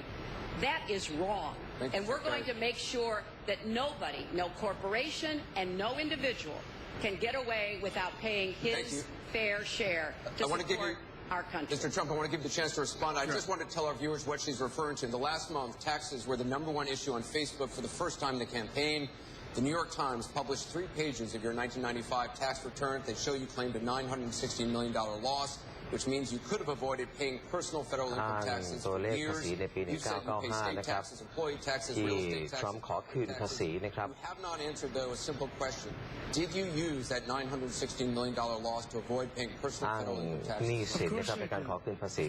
แต่เขาก็ยอมรับครับว่าเขาทำจริงและผู้ที่บริจาคให้เคลนก็ทำเช่นเดียวกัน A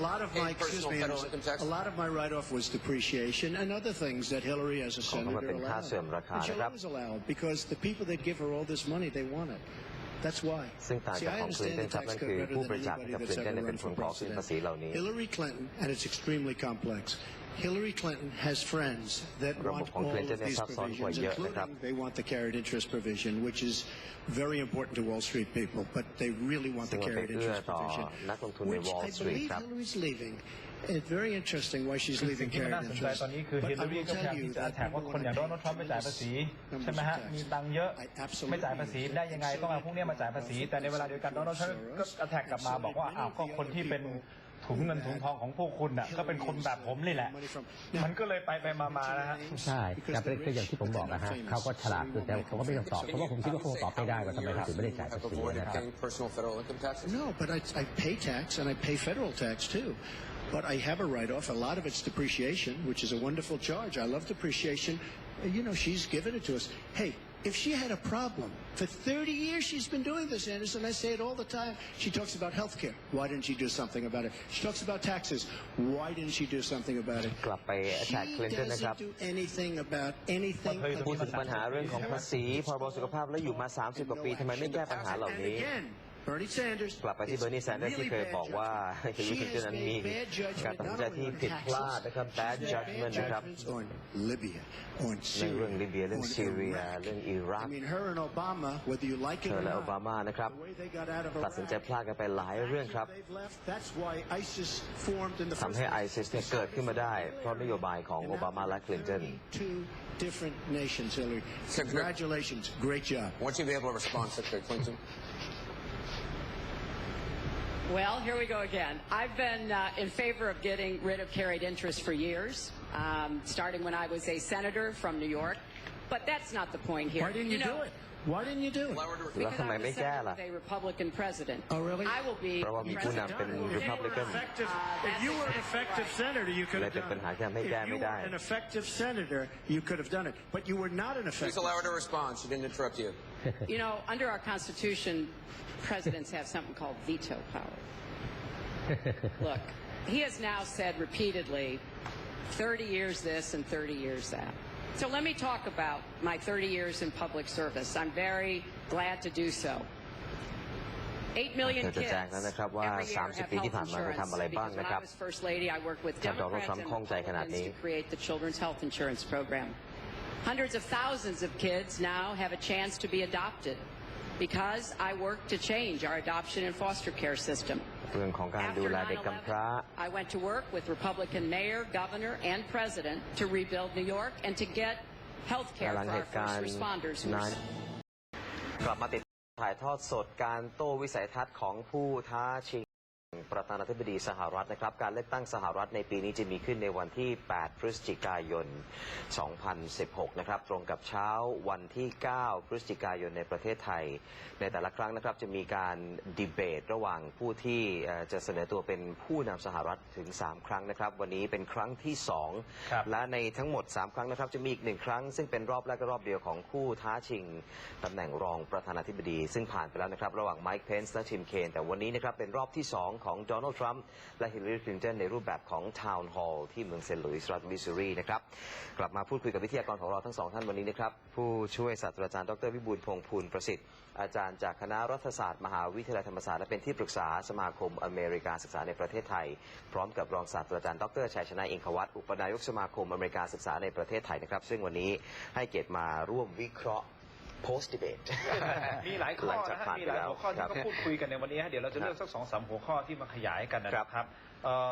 แต่โดยรวมทั้งหมดนะฮะเราก็ได้ค่อนข้างที่จะแสดงความคิดเห็นไปในระดับหนึ่งนะครับคุณบาดีจะพูดอะไรคือระหว่างที่เรากำลังรอที่จะอยากจะให้ฟังเสียงอีกสักรอบหนึ่งกับประเด็นที่เราจะพูดคุยกันนี่นะฮะเรื่องที่เราตกลงกันคือเราจะคุยเรื่องของผู้อพยพเรื่องของทัศนคติต่อชาวมุสลิมนะครับว่าแต่ละท่านตอบยังไงหรือเรื่องของศาลสูงสุดของเขาเนี่ยนะครับอาจารย์เราได้อะไรครับคนไทยเนี่ยที่เรามานั่งดูการถ่ายทอดสดกันแต่ละครั้งเนี่ยนะครับเพราะว่าเราไม่ได้เลือกเขาได้เลยเนี่ยแต่ได้ความแต่ทำไมจะได้รู้ว่าเราได้อะไรครับผมอยากจะฟังจากมุมมองของอาจารย์นะครับว่าเราเรียนรู้อะไรจากเขาได้บ้างจริงๆมันมี 2-3 เรื่องครับเรื่องที่1เนี่ยประเทศไทยเราเตรียมตัวเข้าสู่กลไกระบบประชาธิปไตยอยู่ในเครื่องหมายคำพูดเนี่ยนะฮะนั้นประชาธิปไตยเนี่ยเขาจะให้เห็นว่าความเป็นส่วนตัวส่วนสาธารณะเนี่ย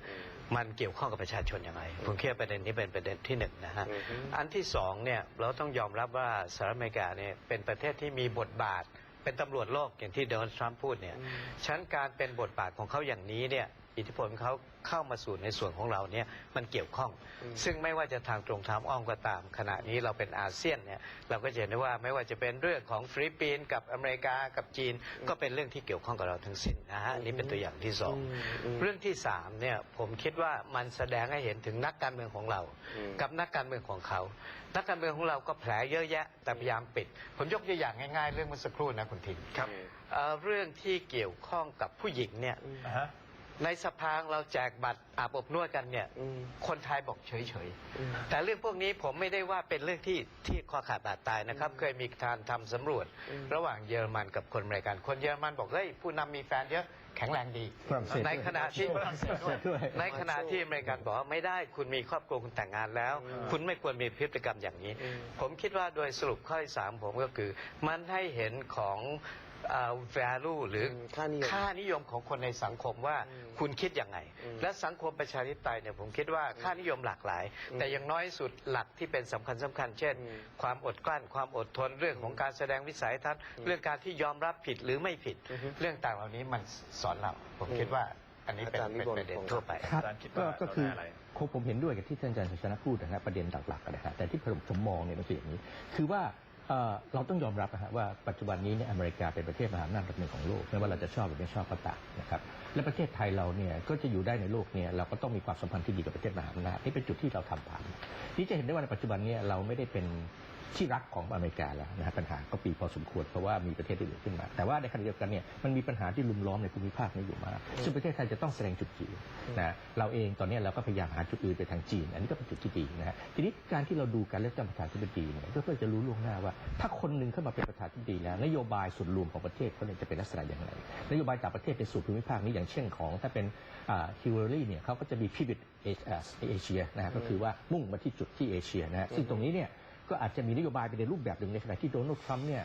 ไม่ได้พูดถึงตรงนี้นักอะไรนะอาจจะไม่เน้นเอเชียเท่าไหร่นะก็อาจจะเน้นในแง่ของการต่อรองผลประโยชน์ที่เป็นประโยชน์มากกว่าเช่นยุโรปอาจจะเป็นส่วนที่เขามองว่าสำคัญกว่าสมมุตินะฮะหรือว่า Middle East อาจจะเป็นที่สำคัญกว่าแล้วก็มีการเจรจาและสองการต่อรองซึ่งเป็นไปได้เพราะฉะนั้นเนี่ยถ้าเราทราบจุดเหล่านี้เนี่ยเราก็จะมีความทราบการล่วงหน้าว่าเตรียมตัวยังไงที่เราจะเดียวยังไงในจุดที่จะเกี่ยวข้องกับประเทศมหาอำนาจรวมทั้งการที่จะสามารถที่จะทำตัวกับประเทศมหาอำนาจต่างๆที่เกี่ยวข้องไม่ว่าจะเป็นจีนหรืออินเดียเพื่อให้เราสามารถที่จะอยู่ในโลกนี้ได้อย่างมีประสิทธิภาพทั้งทางด้านการค้าและก็ด้านความมั่นคงครับอาจารย์ครับมันเป็นความสำเร็จในการทำมาร์เก็ตติ้งเรื่องประชาธิปไตยของอเมริกาเลยนะครับที่ทำให้โลกทั้งโลกเนี่ยไม่ใช่แต่ประเทศไทยต้องคอยเกาะติดเรื่องราวเหล่านี้นะครับผ่านสื่อก็ดีหรือว่าการรายงานสดก็ดีแล้วประเทศอื่นมีที่ในโลกนี้บ้างไหมครับทำไมเราไม่สนใจการเลือกตั้งหรือประชาธิปไตยของรัสเซียบ้างประชาธิปไตยของยุโรปของอินเดียของญี่ปุ่นของเกาหลีใต้เท่ากับที่เรา crazy อเมริกาขนาดนี้กันบ้างครับภาษาเป็นอุปสรรคแน่ๆแล้วเรื่องหนึ่งนะครับแต่ว่าอาจารย์กังวลไหมครับว่าเรากำลังให้ความสำคัญกับประชาธิปไตยในเวอร์ชันของอเมริกามากเกินไปคุณวรินทร์ถามดีนะครับอเมริกาไม่ได้เป็นเจ้าประชาธิปไตยของโลกเลยถ้าพิจารณาดูแล้วเนี่ยประชาธิปไตยพัฒนาการมาจากทางยุโรปมากกว่าอเมริกามาทีหลัง240 ปีแต่ผมอยากจะเรียนว่าวันนี้เนี่ยเนื่องจากความเป็นตำรวจโลกหรือความยิ่งใหญ่ของสหรัฐในมิติต่างๆช่วงหลังสงครามโลกครั้งที่ 2ผมยกตัวอย่างง่ายๆเรื่องการค้าเสรีเนี่ยถ้าไม่มี IMF ไม่มีธนาคารโลกไม่มีกลไกต่างๆเหล่านี้เนี่ยระบบการค้าเสรีจะน่าจะราบรื่นกว่านี้ในทัศนะผมนี่คือความหมายของอเมริกาที่เกี่ยวข้องอันที่สองไทยเรานี่แหละ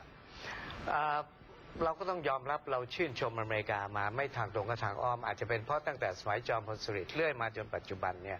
เขามีบทบาทกับสังคมเราเนี่ยไม่ทางตรงกับทางอ้อมเยอะมาก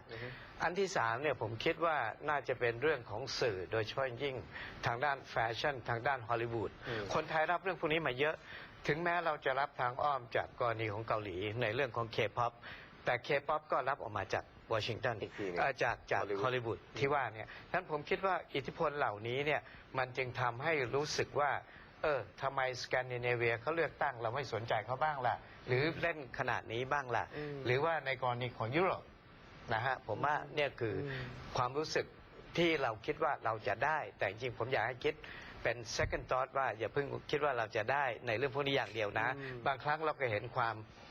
ที่ไม่ค่อยดีของเขาเท่าไหร่ด้วยขออนุญาตเสริมนิดเดียวนะเสริมนิดเดียวต่อนะฮะคืออย่างนี้ฮะจริงๆเนี่ยเราควรจะสนใจการเลือกตั้งของประเทศมหาอำนาจไม่ว่าจะเป็นรัสเซียหรือจีนหรือแม้กระทั่งอินเดียก็ตามแต่ประเด็นก็คืออย่างนี้ฮะประเทศอื่นๆอย่างเช่นรัสเซียเนี่ยเราก็จะเห็นว่าเขาจะมีการวางตัวกันนะฮะในถึงแม้เขาจะบอกประชาธิปไตยแต่ก็จะเห็นว่าเขาจะวางตัวว่าใครจะเป็นประธานาธิบดีต่อไปแล้วก็จีนเนี่ยพรรคคอมมิวนิสต์ก็จะวางตัวเพราะฉะนั้นโอกาสที่จะใช้คำว่าลุ้นเนี่ยมันน้อยไม่ค่อยอาจจะดูไม่สนุกเท่าไหร่ด้วยนะครับเพราะว่าลุ้นไม่ได้ด้วยนะฮะเพราะฉะนั้นประเทศเป็นประชาธิปไตยเนี่ยมันก็ค่อนข้างจะทำให้รู้สึกว่าเราพอจะมีไอ้ลมที่ว่าจะลุ้นได้หรือพอจะดูได้ว่าใคร1 ใน 2ใครที่จะเป็นและตรงนี้เราอาจจะมีโอกาสจะจับในอนาคตได้ประเด็นไปอยู่ตรงนี้ผมคิดว่าทำไมถึงน่าสนใจมากเสริมอาจารย์นิดหนึ่งระบบภาษาด้วยอย่างที่คุณวารินพูดนะว่าง่ายขึ้นด้วยอเมริกาทุกวันนี้ถูกโจมตีมากเลยว่าพรรคการเมืองเหลือแค่2 พรรคหรือแล้วจะสังเกตไหมนโยบายของ2 พรรคเนี่ยมันไม่ต่างอะไรกันมากมันเพียงแต่ว่าวิธีมองของผู้นำเท่านั้นเองนั้นผมอยากเรียนว่าในทัศนะส่วนตัวของผมเองเนี่ยผมอยากเห็นอเมริกามีพรรคการเมืองมากกว่านี้ซึ่งจริงๆแล้วในระดับท้องถิ่นเขาเนี่ยมีมากกว่านี้พรรคสังคมนิยมก็มี100 กว่าพรรคด้วยซ้ำไปแต่ไม่มีโอกาสขึ้นมาเป็นพรรคระดับชาติถ้าเปรียบเทียบกับยุโรปอย่างนี้เป็นต้นครับคุณจินครับเดี๋ยวเราจะไปวิเคราะห์เรื่องของการดีเบตครั้งนี้นะฮะซึ่งมีหลายหัวข้อด้วยกันนะ1 ในหัวข้อนั้นก็คือการจัดการปัญหาเรื่องของทำยังไงให้ไม่ให้คนหวาดกลัวศาสนาอิสลามนะฮะมีบางช่วงบางตอนนะฮะที่ทั้ง2 ท่านตอบมานะทั้งฮิลลารีและทรัมป์เราไปฟังบางช่วงบางตอนสั้นๆนะฮะเดี๋ยวให้อาจารย์แสดงความคิดเห็นประเด็นนี้ครับThank you for asking your question. And I've heard this question from a lot of Muslim Americans across our country because, unfortunately, there's been a lot of very divisive, dark things said about Muslims. And even someone like Captain Khan, the young man who sacrificed himself defending our country in the United States Army, has been subject to attack by Donald. I want to say just a couple of things. First, we've had Muslims in America since George Washington. And we've had many successful Muslims. We just lost a particularly well-known one with Muhammad Ali. My vision of America is an America where everyone has a place. If you're willing to work hard, you do your part, you contribute to the community, That's what America is. That's what we want America to be for our children and our grandchildren. It's also very short-sighted and even ก่อนอื่นเลยต้องเข้าใจว่าฐานของเดโมแครตเนี่ยนะฮะก็คือฐานของคนอิมิเกรนต์นะฮะซึ่งรวมทั้งคนอิสลามด้วยที่เป็นคนอเมริกันซิติเซนหรือว่าที่มีสิทธิในการโหวตก็คือเป็นอเมริกันซิติเซนเพราะฉะนั้นเนี่ยก็แน่นอนฮะนโยบายของเขาเนี่ยก็คือนโยบายที่ทำยังไงที่ให้คนมุสลิมอเมริกันหรือคนอเมริกันมุสลิมเนี่ยได้รับความไว้วางใจแล้วก็มาโหวตให้กับทางพรรคเดโมแครตด้วยนะฮะแล้วก็ในขณะเดียวกันเนี่ยก็สร้างความปลอดภัยให้ด้วยที่เป็นวิธีคิดของเขานะฮะในขณะที่ในทรัมป์เนี่ยนโยบายเขาชัดเจนก็คือว่าเขาเนี่ยฐานของเขาเนี่ยคือคนผิวขาวชนชั้นกลางซึ่งเคยถูกลืมในเรื่องการเลือกตั้งมาก่อนคนเหล่านี้คือคนที่ปัจจุบันเนี่ยทำงานเหมืองแร่บ้างอะไรบ้างซึ่งคนเหล่านี้เป็นคนชั้นกลางผิวขาวที่ตรงกลางพอดีที่ไม่ได้รับประโยชน์จากนโยบายที่โดย establishment ไม่ว่าจะเป็นของเดโมแครตหรือ Republican ที่เป็นอยู่ในปัจจุบันและทรัมป์ appeal ต่อคนกลุ่มนี้และคนกลุ่มนี้คือคนฐานของเขาเพราะฉะนั้นเนี่ยถ้าเขาจะเอาใจคนฐานกลุ่มนี้ก็คือว่าคนกลุ่มนี้ไม่ต้องการคนต่างชาติอาจจะค่อนข้าง racist นิดนึงใช่ไหมอาจจะใช่แต่ทำไมล่ะอเมริกาเป็นประเทศคนผิวขาวจะไม่ต้องให้คนอื่นเข้ามาด้วยนี่พูดอย่างตรงๆนะฮะเพราะฉะนั้นเนี่ยฐานของคนถ้าทรัมป์จะไปตรงจุดนี้เขาก็ต้องการในสถานการณ์ที่ว่าเราไม่ไว้ใจคนมุสลิมแล้วแหละเราต้องการที่จะ make sure ว่าคนมุสลิมจะเข้ามาจะต้องถูกตรวจสอบอย่างเคร่งครัดอะไรอย่างนี้มันก็ทำให้อาจจะได้ใจของคนกลุ่มหนึ่งในแง่หนึ่งนะฮะแต่ในอีกกลุ่มหนึ่งเนี่ยก็อาจจะทำให้คนมุสลิมที่เป็นอเมริกันมองว่าเอ๊ะแล้วฉันเป็นมุสลิมอเมริกันเนี่ยฉันเป็นอเมริกันหรือเปล่าเหมือนกับอะไรอย่างนี้เป็นต้นนะฮะซึ่งตรงนี้เนี่ยมันก็อย่างที่ผมบอกนะฮะว่าทรัมป์เนี่ยจุดยืนของเขาก็คือการที่เขาต้องการที่จะอยู่ที่ฐานเพราะฉะนั้นถ้าไปตรงนั้นเนี่ยเขาก็จะยังได้อยู่ที่ทรัมป์ตอบคำถามนี้นะครับว่าอยากจะให้ชาวมุสลิมที่ไม่ได้เป็นคือทรัมป์เนี่ยอยากจะเน้นการใช้คำว่า radical extremist นะครับเดี๋ยวทำไมโอบามากับฮิลลารีไม่ยอมใช้คำนี้มันสำคัญขนาดนะครับจากการออกมาเลเบลกลุ่มที่สร้างความรุนแรงในสหรัฐว่าเป็น radical extremist แล้วก็เขาอยากจะให้กลุ่มมุสลิมเนี่ยเหมือนกับว่าเป็นปากเป็นเสียงให้ด้วยให้บอกทางการด้วยเป็นหูเป็นตาให้ด้วยผมตั้งคำถามทรัมป์เป็นยังไงฮะอาจารย์ผมตั้งคำถามคือทำไมมุสลิมเราจะเห็นได้ว่าฮิลลารีคลินตันพูดแต่ว่าจอร์จวอชิงตันก็มีผมอยากจะเรียนว่าริพับลิกันเนี่ยช่วงสมัย9/11เนี่ยจึงทำให้คนเกลียดมุสลิมเกลียดคนเหล่านี้คงจำได้แม้แต่พวกที่เป็นฮินดูถูกจัดการยิงที่ปั๊มน้ำมันที่เขาเป็นเจ้าของในช่วงแรกๆเลยเนื่องจากซิกคนซิกครับผมด้วยเหตุผลนี้ฉะนั้นผมคิดว่าการพูดถึงมุสลิมที่กลับมาสู่หัวรุนแรงหรือไม่รุนแรงเนี่ยมันเป็นกระบวนการของความเป็นวอริเออร์ของอเมริกานี่แหละที่ทำให้เกิดตัวนี้เมื่อคนอเมริกันเนี่ยเขามีความรู้สึกเกรงกลัวเขาก็เห็นโอซามาบินลาเดนเนี่ยเป็นศัตรูร้ายแรงเลยจริงๆเนี่ยประธานาธิบดีบุชเนี่ยได้ประโยชน์จากโอซามาด้วยนะผมไม่พูดตรงนี้ทีนี้เมื่อเป็นอย่างนี้เนี่ยมึงใช้คนอเมริกันมีความรู้สึกคนมุสลิมเนี่ยคือศัตรูกลับมาตอบคำถามคุณเรนก็คือว่าที่เขาพูด radical มันเป็นเทคนิคในการที่เคลียร์ว่าเฮ้ยผมไม่ได้หมายถึงมุสลิมทุกคนนะผมหมายถึงเฉพาะไอ้พวกที่มันร้ายๆนี่ละแต่ปัญหาของผมที่จะถามทรัมป์ก็คือแล้วคุณจะรู้ได้ไงว่าคนไหนร้ายไม่ร้าย extreme betting ไงฮะบางคนเข้าโฮมกรอนนะบางคนเด็กเรียบร้อยที่ฝรั่งเศสเห็นไหมเป็นเด็กนักเรียนแต่คุณไม่สามารถจะเข้าไปถึงความคิดเขาได้หรอกว่าเขาผูกพันกับเรื่องนี้ไงผมในทัศนะผมเนี่ยผมคิดส่วนหนึ่งเกิดจากอเมริกาที่ใช้อำนาจเกินไปกับประเทศเหล่านี้ด้วยมันก็เป็นความข้างแค้นอยู่ในใจเขาซึ่งเรื่องพวกนี้มันดีเทคยากมันพิสูจน์ยากเพราะฉะนั้นวิธีการของพรรคไหนจะดีกว่าครับจากการตอบคำถามนี้ฮะผมคิดว่าทั้งสองท่านเนี่ยทำอะไรไม่ได้มากกว่านี้เพราะว่าในความเป็นจริงก็คือทำการป้องกันดูแลซึ่ง Homeland Security เนี่ยเขาทำอยู่พอสมควรแล้วทรัมป์พูดไปงั้นเนี่ยทรัมป์เองก็ต้องค้าขายพวกมุสลิมฉะนั้นเรื่องที่เขาจะจัดการแรงๆแบบนั้นเอาจริงๆในฐานะนั้นเนี่ยเขาก็ไม่ได้ทำง่ายๆหรอกผมคิดว่าอย่างนั้นนะครับผมเสริมนิดเดียวฮะก็คือว่าฮิลลารีเนี่ยเขาต้องการที่จะดึงใจเอาใจคนมุสลิมให้ได้พูดง่ายๆว่าคือว่าให้คนมุสลิมไว้ใจแล้วก็ไม่ใช่ในแง่ของไว้ใจแล้วก็จะได้มาบอกข้อมูลที่เป็นที่อาจจะมาดีคู่กันและเป็นพูดง่ายๆว่าทำยศเพื่อนให้เพื่อประเทศชาติเพื่อคนอเมริกันนี่ซึ่งก็ไม่รู้จะเวิร์กหรือเปล่านะฮะวิธีของทรัมป์เนี่ยก็คือว่าตัดไม่ให้เข้ามาก่อนเลยแล้วก็เดี๋ยวดูก่อนอีกปี2ปีดีไม่ดีแล้วค่อยว่ากันใหม่ซึ่งก็คงจะยากพอสมควรสรุปแล้วทั้ง2วิธีเนี่ยก็ไม่มีอะไรที่จะเพอร์เฟกต์สมบูรณ์ทั้ง2วิธีครับเรามีอีกคำถามหนึ่งนะครับสุดท้ายไปฟังเสียงของโดนัลด์ทรัมป์กับฮิลลารีคลินตันกันนะครับในประเด็นคำถามที่เกี่ยวข้องกับการรับมือกับวิกฤตด้านมนุษยธรรมในซีเรียช่วงยิ่งที่เมืองอาเลปโปครับว่าเขาจะแก้ปัญหานี้อย่างไรครับ Great judge died recently and we have a vacancy. I am looking to appoint judges very much in the mold of Justice Scalia. I'm looking for judges, and I've actually picked 20 of them so that people would see. Highly respected, highly thought of, and actually very beautifully reviewed by just about everybody. But people that will respect the Constitution of the United States. And I think that this is so important. Also, the Second Amendment, which is totally under siege by people like Hillary Clinton. They'll respect the Second. ขออภัยครับเป็นเรื่องที่เกี่ยวข้องกับศาลสูงสุดนะครับว่าจะมีคุณสมบัติอย่างไรในการที่จะเลือกผู้ที่จะมาดำรงตำแหน่งที่ว่างลงไปจากการเสียชีวิตของคุณกาเลียนะครับอาจารย์คุณสมบัติที่ทรัมป์มองกับฮิลลารีมองอาจารย์ฮิลลารีจะไปมองในเรื่องของคุณสมบัติที่ว่าควรจะเป็นคนที่มีความเป็นกลางนะครับไม่ได้เอ็นไปทางองค์กรธุรกิจหรือว่าจะมาลื้อเรื่องของกฎหมายสมรสที่จะทำให้ประเทศนั้นถอยหลังไปเรื่องของสิทธิที่เท่าเทียมกันระหว่างกลุ่มรักร่วมเพศผมตีความอย่างนั้นนะครับอาจารย์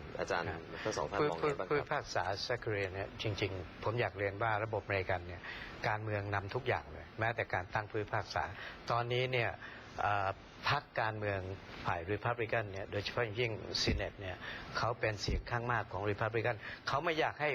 ตัวประธานาธิบดีบารักโอบามาตั้งตอนนี้คือโอบามาคิดไว้แล้วเสนอไว้แล้วตั้งหลายคนซึ่งแต่ละคนเนี่ยประเด็นที่คุณเรียนเมื่อสักครู่เนี่ยใช่มันอาจจะเป็นประเด็นนะแต่ว่าซักเรียนเนี่ยจริงๆเขาเป็นผู้พิพากษาที่ค่อนข้างคอนเซอร์เวทีฟมากเลยแล้วเป็นคนของที่รีพับลิกันด้วยที่สนับสนุนเข้ามาฉะนั้นประเด็นมันอยู่ที่เรื่องการเมืองมากกว่าเรื่องการผมตอบสั้นๆแล้วกันนะฮะคือผู้พิพากษาของสหรัฐจริงๆบท9 คนนะครับแล้วก็ส่วนมากนั้นที่ผ่านมาเนี่ยคะแนนจะเป็น5-4เสมอไม่เป็น5รีพับลิกันไม่เป็น5เดโมแครตขึ้นอยู่กับแต่ละสมัยทีนี้ประธานาธิบดีเป็นคนที่มีอำนาจในการตั้งผู้พิพากษานะฮะผู้พิพากษาตอนนี้เสียชีวิตไปคนทำให้คะแนนเป็น4-4ตอนนี้เท่ากันหมายความว่าคอนเซอร์เวทีฟ4 คนลิเบอรัล4 คนเพราะฉะนั้นการตั้งผู้พิพากษาเนี่ยถ้ามีฝ่ายใดมีโอกาสได้ตั้งเนี่ยเรื่องที่เป็นเรื่องทางด้านของอุดมคติเรื่องทางด้านที่เป็นปรัชญาหรือว่าเป็นแนวความคิดของทางด้านภาคหนึ่งก็จะไปทางด้านนั้นเขายกตัวอย่างกรณีเวดกับโรแอนเวดที่เป็นกรณีที่มันนานมาแล้วที่ศาลตัดสินให้มีความเท่าเทียมกันไม่มีการพูดง่ายๆว่าคนผิวดำไม่ถูกดูถูกคนผิวดำหรืออะไรก็ตามเหล่านี้นะฮะคดีเหล่านี้อาจจะมีการเปลี่ยนแปลงได้ถ้ามีการตั้งผู้พิพากษาที่ไปในอีกทางหนึ่งแล้วจริงๆแล้วเหมือนกับเรื่องการทำแท้งก็เปลี่ยนไปเปลี่ยนมาขึ้นอยู่กับว่าใครขึ้นมาเพราะฉะนั้นถึงได้สำคัญมากและที่สำคัญก็คือว่าในช่วงชีวิตของคนที่เป็นประธานาธิบดี4 ปีครั้งนี้จะมีโอกาสได้ตั้ง4 คนประมาณศาลอเมริกันไม่ได้ตัดสินโดยตัวผู้พิพากษาอย่างเดียวนะครับเขามองสังคมผมพูดอย่างนี้ก็คือว่าจำได้ไหมว่า5-4เนี่ยในเรื่องการที่เกย์แต่งงานกันได้เนี่ยนั่นก็หมายความว่าเขามองแล้วว่าสังคมอเมริกันเป็นยังไงฉะนั้นผู้พิพากษาในความหมายเนี่ยเหมือนอาจารย์มหาวิทยาลัยที่ต้องอ่านงานวิจัยอะไรเยอะแยะไปหมดแล้วก็เอาตัวนั้นมาเป็นตัวต้องทันสังคมต้องทันกับสังคมครับนะครับนั่นคือทั้งหมดนะครับของการถ่ายทอดสดการโต้วิสัยทัศน์ฮิลลารีคลินตันโดนัลด์ทรัมป์ในรอบที่2นะครับการประชันวิสัยทัศน์ในรอบต่อไปจะมีขึ้นในวันที่19 ตุลาคมซึ่งจะตรงกับวันที่20 ตุลาคมเช้าวันที่20 ตุลาคมเวลาในประเทศไทยนะครับซึ่งเราก็จะกลับมาวิเคราะห์แล้วก็ถ่ายทอดกันอีกครั้งหนึ่งเช่นเดียวกันนะครับวันนี้ขอบคุณอาจารย์วิบูลย์ของอาจารย์ชัยชนะนะครับขอบคุณครับขอบคุณครับคุณทินผมวารินและทีมงานลาไปก่อนนะครับสวัสดีครับ